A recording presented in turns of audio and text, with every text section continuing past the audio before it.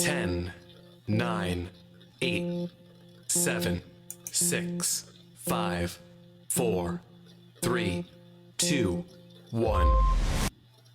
Hello and welcome to the February 1st edition of Speedway Digest, Thursday Night Thunder. And I did tell them anyways, but it's a hard habit to break. This is now Thursday Night Thunder podcast with AJ and MMK. This is episode 1.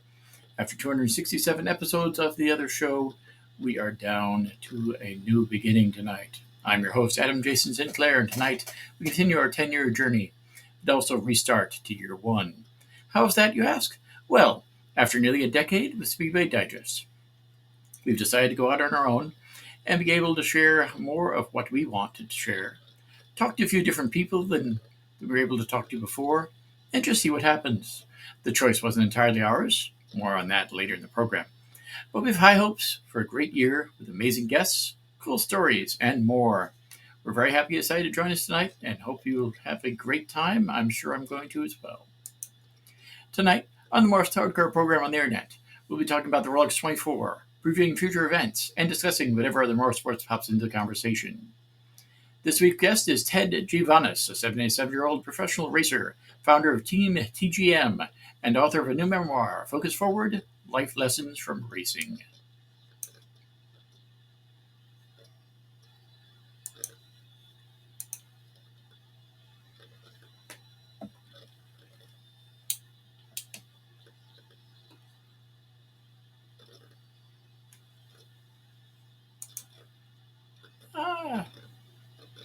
Seems like once again Mykkal Capallo is having some issues connecting with us tonight. I don't know what the issue is, but I'm going to go ahead and try another button here. Let's try one, shall we?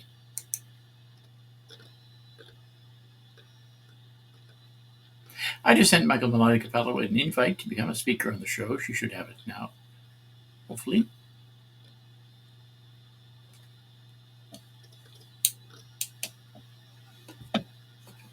It says she's a speaker now, but I don't hear her yet, and she's not connected as one of the co-hosts/speakers. Interesting.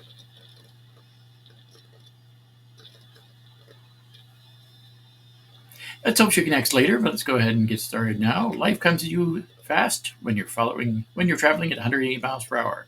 For Ted Giovanis, it's also when you can learn the most valuable lessons. He began his professional career in 2006 at the age of 61. Today, he's the owner of Team TGM and races the International Motorsports Association Series, IMSA.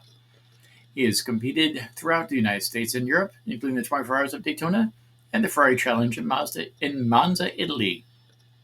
In 2020, he clinched the International GT Championship.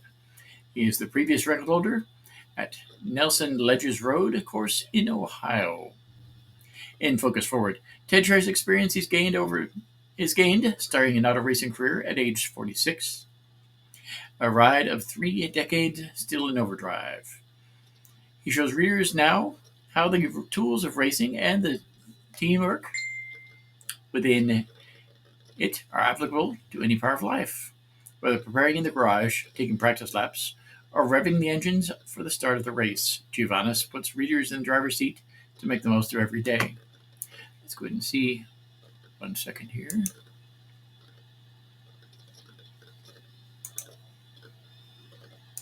Michael's going to try and reconnect here, but let's see what we're doing.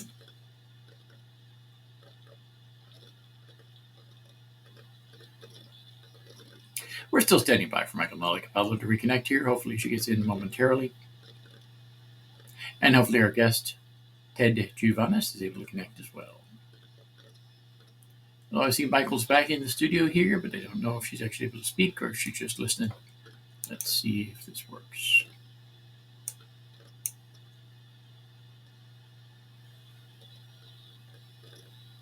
Okay, Michael, can you hear me? I cannot hear you, but it does say you're a speaker now, although you're not signed up in our little box. Let's see.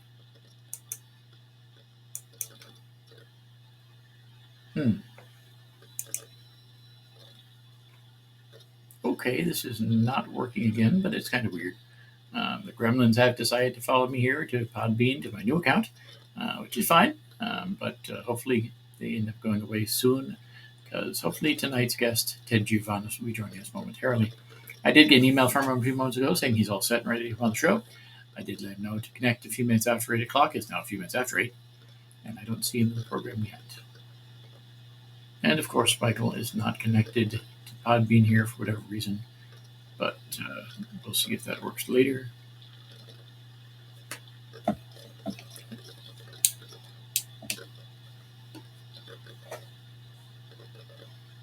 Again, I'm not exactly sure what the issue is here with Podbean lately, which is okay, but we'll see how it goes. I'm standing by.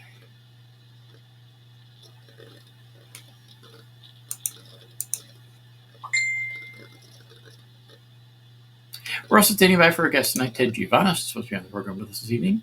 I did let him know the time and everything else. I just don't see him in here yet. That's okay. We'll figure it out.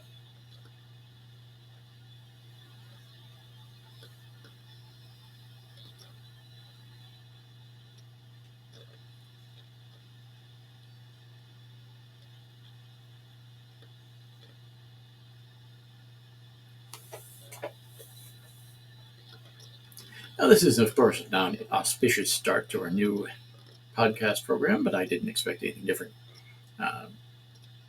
Sometimes things like that happen. That's a good thing. Like I said, we're trying something different this year. It wasn't exactly my choice, but like I said, I'll get into that a little bit later. We're going to have a great show tonight, no matter if we connect to anybody or if we just end up talking to ourselves for an hour, which has happened before, and that's fine. I do see there are a few people in the broadcast box here.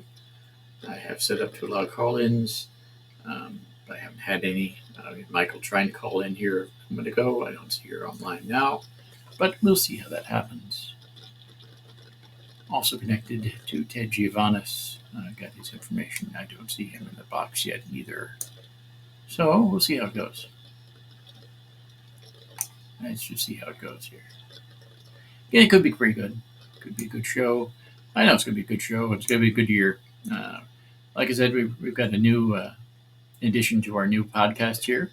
We also have a new blog out, motorsports news and views.wordpress.com. If you haven't checked that out already, be sure to. And we'll go ahead and mention that a little bit later in the program as well. So let's go ahead and we're getting into a little bit different thing because Ted has not called in yet. Mykkal has connected a couple times, but apparently it's not working well tonight. And that's fine, doesn't matter. So how it goes.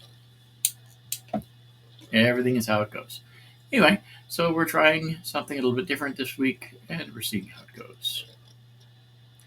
Again, this is Thursday Night Thunder, the new Thursday Night Thunder podcast with AJ and MMK. We're trying something a little bit different, trying a new approach here to our weekly podcast. No longer affiliated with SpeedwayDigest.com, even though I screwed up the intro, and that happens. But we'll see how it goes. Like I said, the easiest way to get to us now will shortly, of course, will be through the Facebook page at facebook.com/SD Thursday Night Thunder, or go to motorsportsnewsandviews.wordpress.com. I'm going to edit that page probably the next few days. I've been really, really busy the past few days. But probably the next few days, I'm going to edit that page to add in a podcast section. Where you'll be able to not only listen to the Speedway Digest Thursday Night Thunder podcast, all 267 episodes of it, but you'll also be able to listen to this podcast as well as my last episode from Speedway Digest Thursday Night Thunder. That one was about the Apex Motor Garages in Sebring. It's a really good show. I think it came out really well. Tonight's show, we're going to review a little bit more about the Rolex 24 Daytona. Unfortunately, I do not have Ted Giovanis on the program yet. I did tell him the time, 8 p.m. Eastern time tonight. So don't have him in the show for whatever reason. And Mykkal is trying to connect, and it's not really working. I know she's able to hear me, I'm pretty sure, but she is not connected as a speaker for whatever reason. So whatever. We'll go ahead and get that figured out at a later date. I'm not sure if we're going to have the show next week. Hoping to, because I know the following week we are not, because I'm not going to be in town. I'm going to be down in Fort Lauderdale for a week. So it'll be fun, good times in Fort Lauderdale.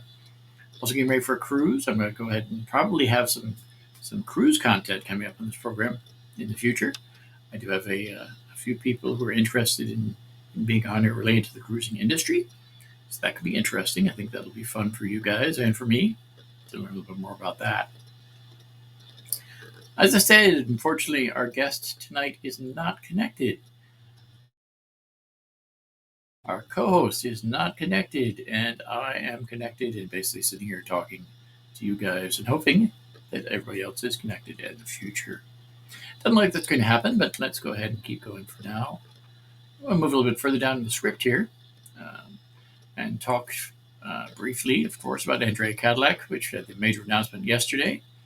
Andrea Cadillac has reviewed the information Formula One Management Limited has shared and strongly disagree with the contents. Andretti and Cadillac are two successful global motorsports organizations committed to placing a genuine American works team in Formula One, competing alongside the world's best.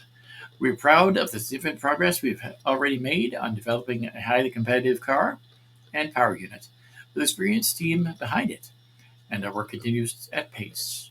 Andrea Cadillac would also like to thank and acknowledge the fans who have expressed their support. Now, that's probably one of the biggest stories we've ever covered here on the podcast here. One of the biggest stories in the history of motorsports, at least modern motorsports, the fact that Andrea Cadillac has spent millions and millions of dollars to try and join Formula One.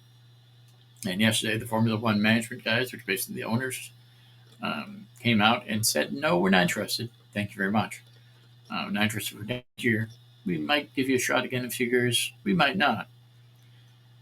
That's not a good thing, especially considering the FIA has already told them that they have tacit approval and they should get going. So, for whatever reason, and it's definitely money, Formula One Management Limited decided that Andretti is not good enough for them. That's not fair. That's not good. Mario Andretti was one of the greatest drivers in the history of Formula One. Mykkal Andretti had a brief stint in Formula One, did okay. Didn't have the support, didn't have the funds he has now. But with Cadillac behind him, there's nothing they can't do. They already have a car. They have a car set up for next year. They have a power unit that was set up for next year. They're ready to go. And there's no reason the Formula One Management Limited did not allow them the chance to go. How it's laid out, from what I understand it, is that the FIA gives approval, the FIA gives licensing, the FIA does all that.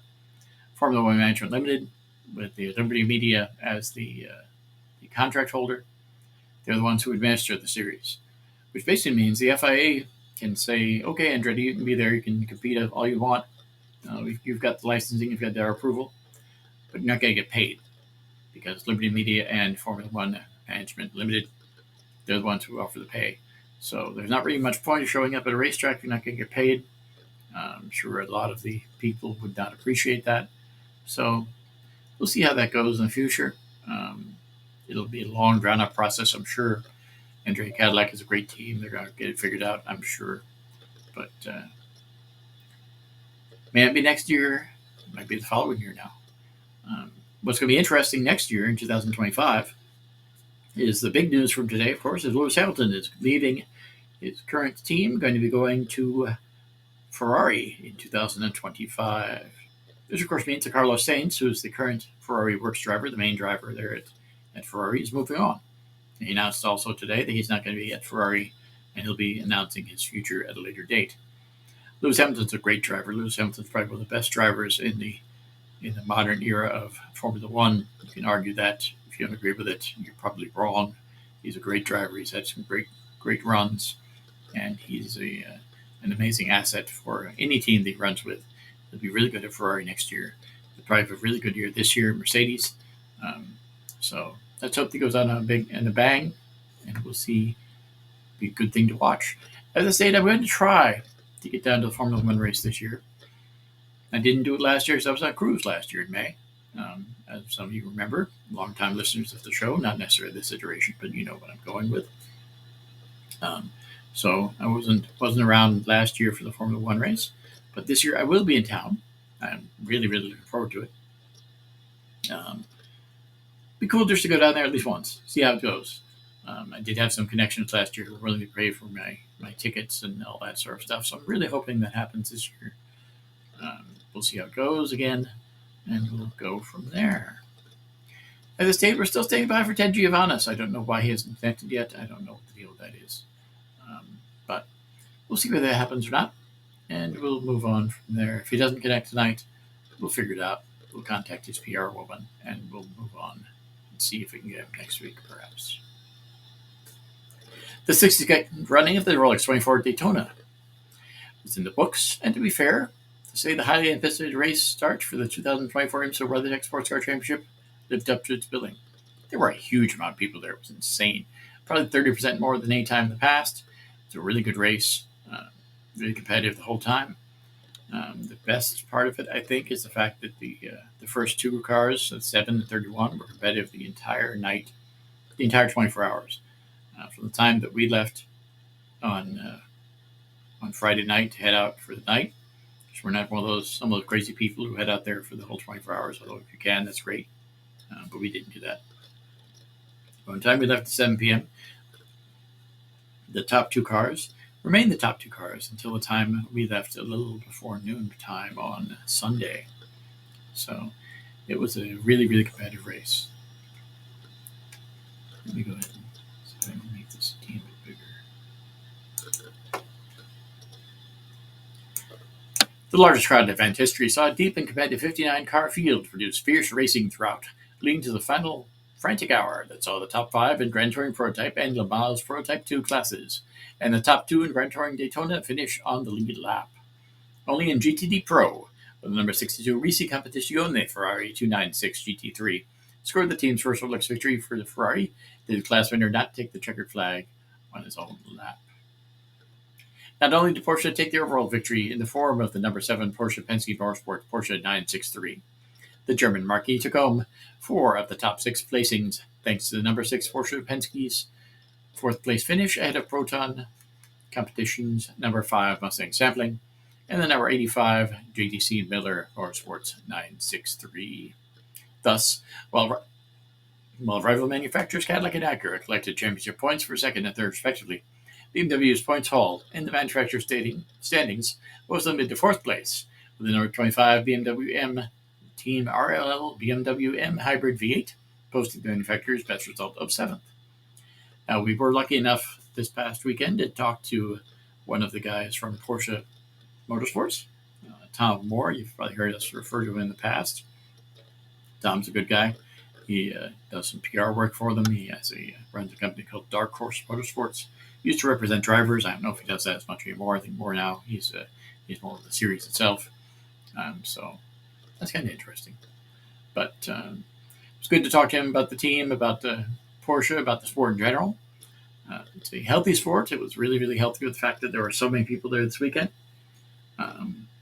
What we discussed is something we discussed on the Thursday night program in the past, which is the fact that post-pandemic here, everybody wants to go do something. People want to go hang out in different places. They want to go on vacation. They want to go on cruises. They want to go to the 24 Hours of Daytona. They want to go to the Daytona 500, which is selling out again. But,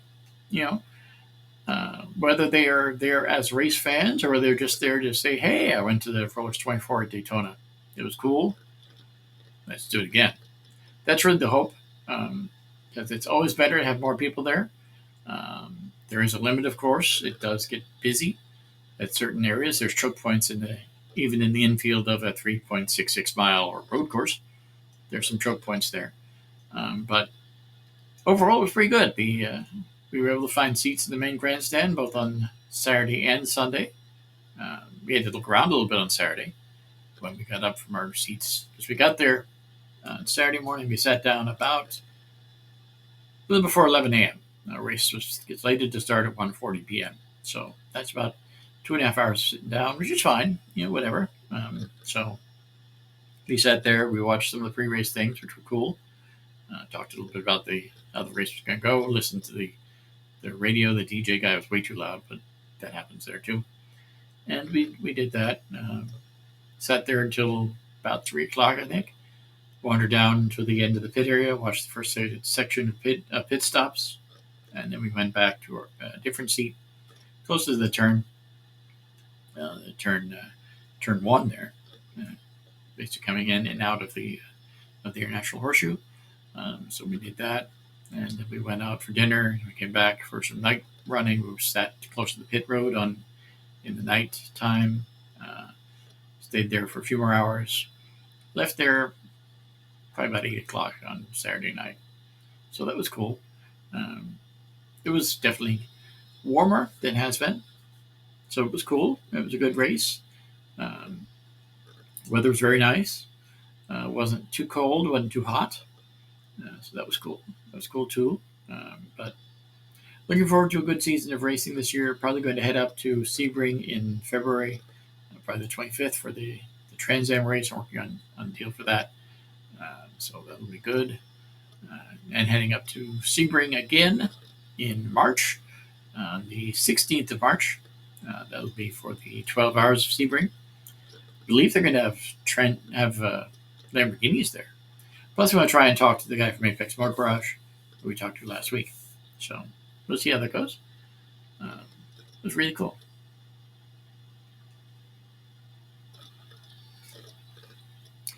Having set the pace during the early stages of the race, the number 01 Cadillac Racing Cadillac P Series R was graded 10th place in GTP after suffering technical mechanical problems midway through the race. Likewise, in its debut for PFAF Motorsports, the number 9 McLaren 720S GT3 Evo was also classified in 10th in GTT Pro after completing 532 laps. At that, the Cadillac and PFAF teams got off comparatively lightly compared to Vassar Sullivan, which saw number 14 Lexus RCF GT3 credited with 11th place in GTD Pro, and the number 11 Lexus classified 15th in GTD. The former spent an hour in the garage effecting repairs following an early race incident where they were an innocent bystander, and the latter caught fire following hits up after starting from the pole and having a strong run in the majority of the race. Worse yet, the Heart of Racing team's number 27 Aston Martin Vantage GT3 Evo finished 22nd in GTD after retiring with just 303 laps completed. So it was an interesting race for a lot of those guys. We're going to talk a little bit more about the guy who finished really, really well in the LMP2 to win, the number 18 Era Motorsports Eureka LMP207, Colin Zilic, who's 17 years old. He signed as development driver for NASCAR's Trackhouse Racing. So he's going to have a really busy year. He's also going to be racing in several other series. He's going to be racing a little bit in Trans Am, probably also for Trackhouse. And he's going to be racing a little bit in Mazda MX-5 Cup. So Zilich's going to have a really, really busy year at 17 years of age. We're hoping to talk to him on this program, in fact. Or we might end up talking to Christian Rasmussen, who's 23, or Dwight Merriman. So we've already talked to Ryan Dial on this program before. I did have a good chat there with the guy from Euro Motorsports, talking a little bit about my future plans here for the show and for my podcast, as well as not only the podcast, but as well as the website. So Euro Motorsports had a really good run. We're happy they had a really good run. We're happy they finished P1 in the LMP2. That's pretty awesome. And I think that the fact that I had the chance to go say hello to them probably had a little bit to do with that. Just a little bit.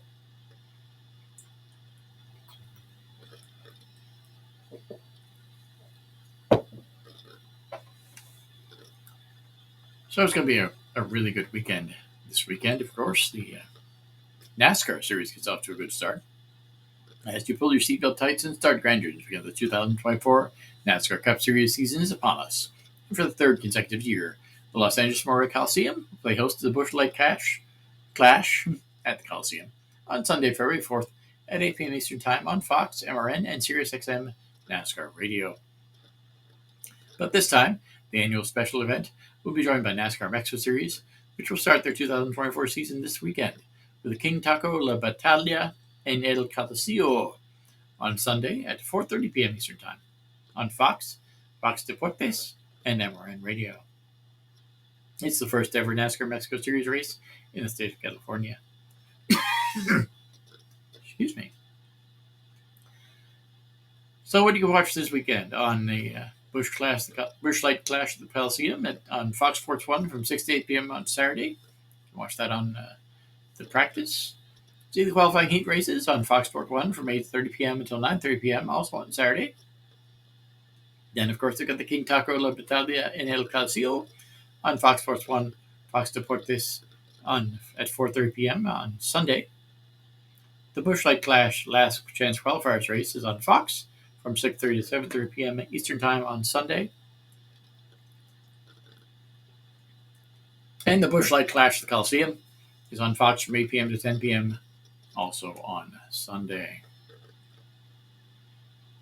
In addition, the NASCAR Mexico Series race will be on Fox Sports 3 in Mexico and available in the region on Claro Sports and the D Motors channel on DirecTV. Let me go ahead and check my messages here and see if I've heard of Mr. Giovanis.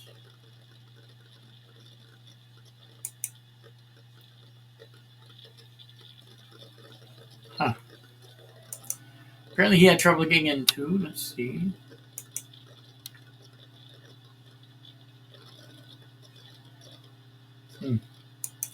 So apparently it's an issue here with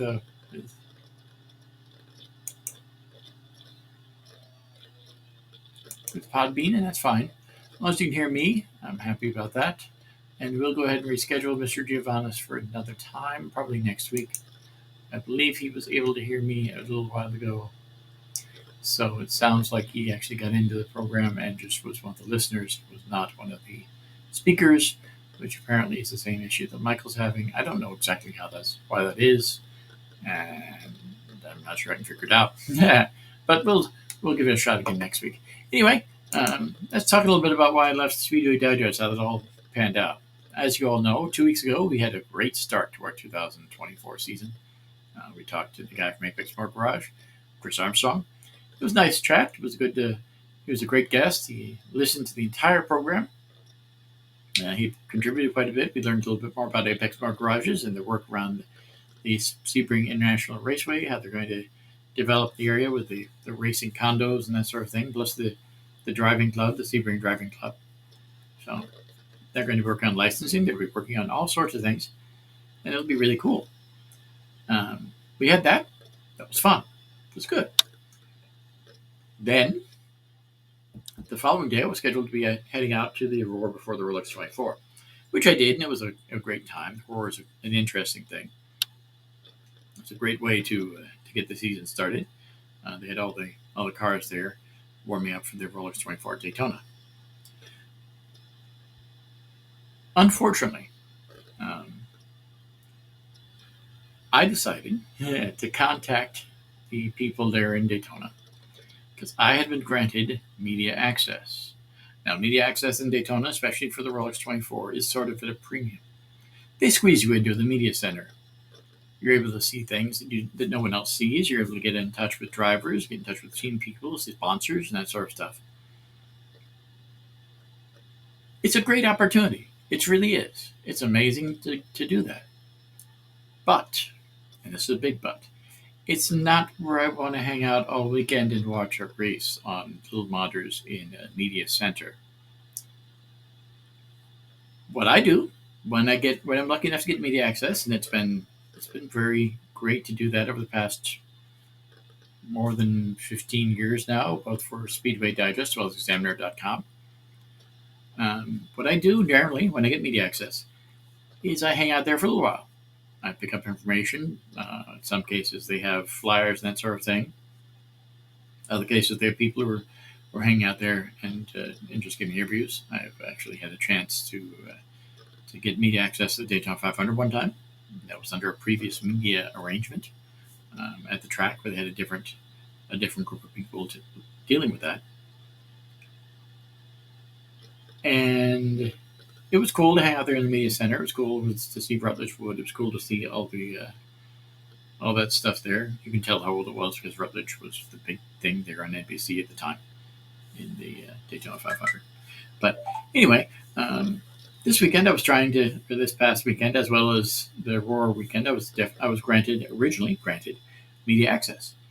What I wanted to do, because I have my father goes with me in most of these races, is I wanted to see if I can get my father into the media center as well. Now, I know Mykkal has had the chance to have her father come in with into the media centers in the past.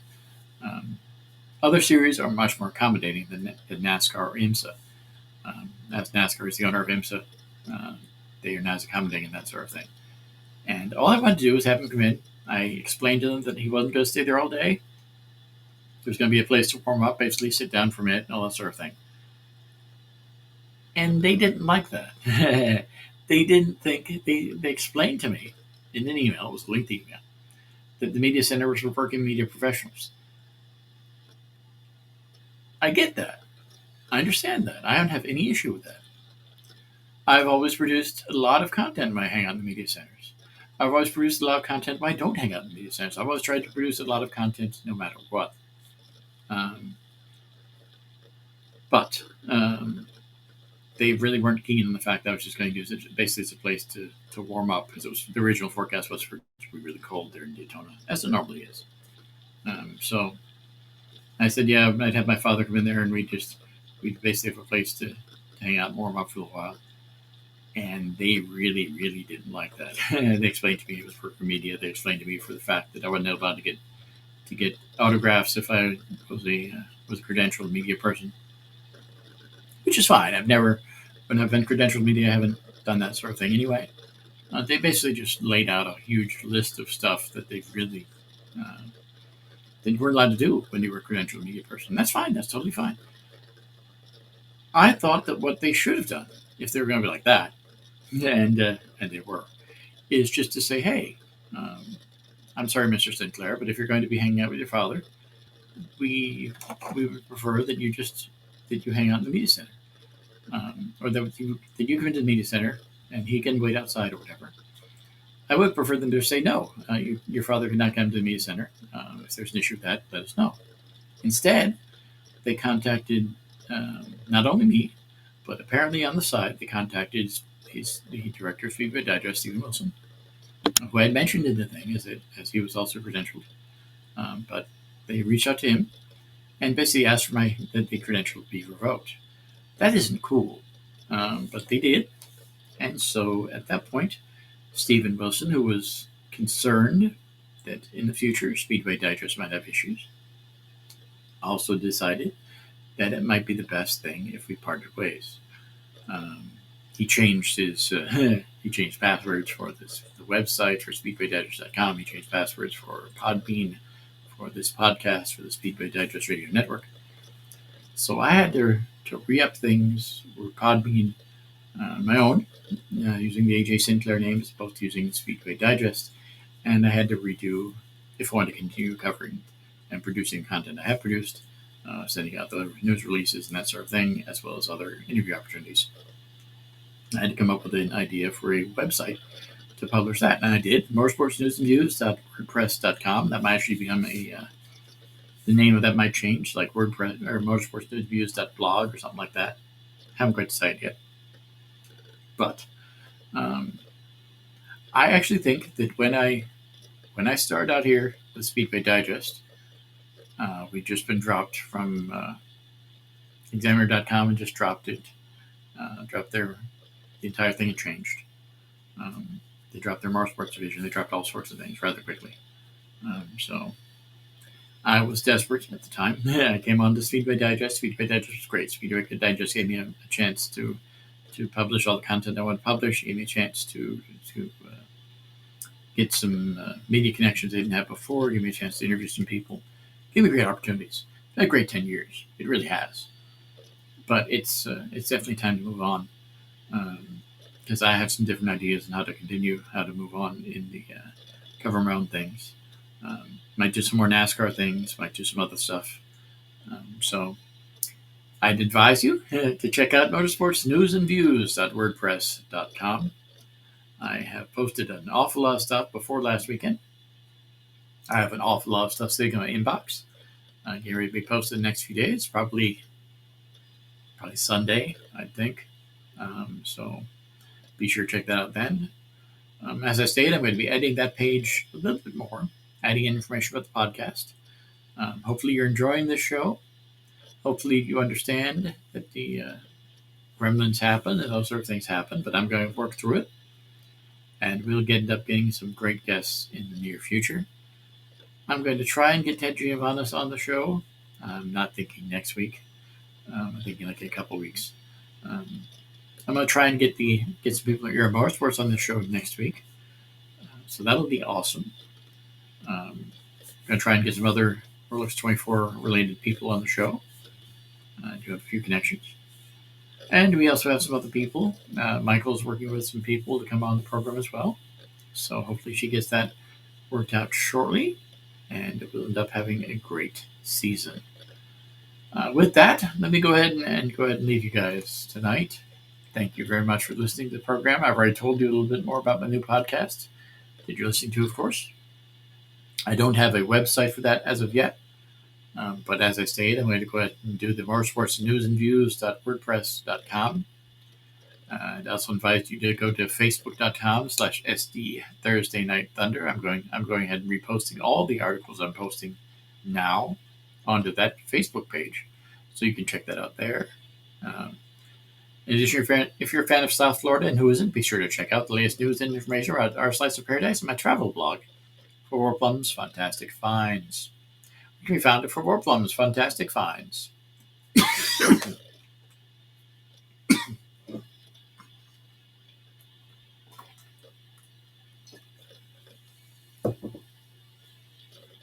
.wordpress.com.